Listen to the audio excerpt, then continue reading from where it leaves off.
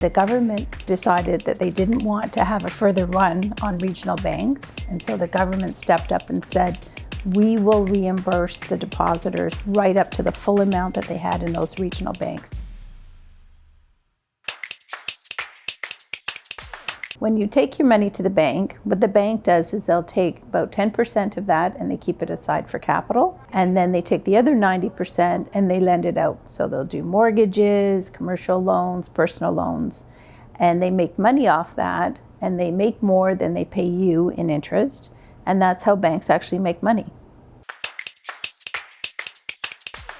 In Canada, we have CDIC. And what that does is they will insure your deposits up to $100,000. So if a bank fails, which doesn't really happen in Canada, but if a bank did fail and you had $200,000 in the bank, $100,000 would be guaranteed by the government, and the other $100,000 you would be an unsecured creditor to a bank. In the US, it's FDIC, and their limit is $250,000. So anything above $250,000, you'd be an unsecured creditor of a bank.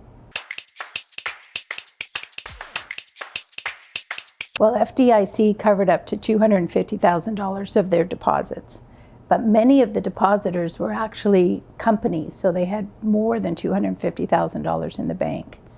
And the government decided that they didn't want to have a further run on regional banks, and so the government stepped up and said, we will reimburse the depositors right up to the full amount that they had in those regional banks, even above the federal deposit insurance amount of $250,000.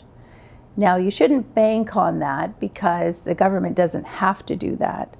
So really, if you want security and safety of your money and you have more than $250,000 that you're trying to keep liquid, then you're better to buy a short-term government bond, because that is the actual obligation of the government.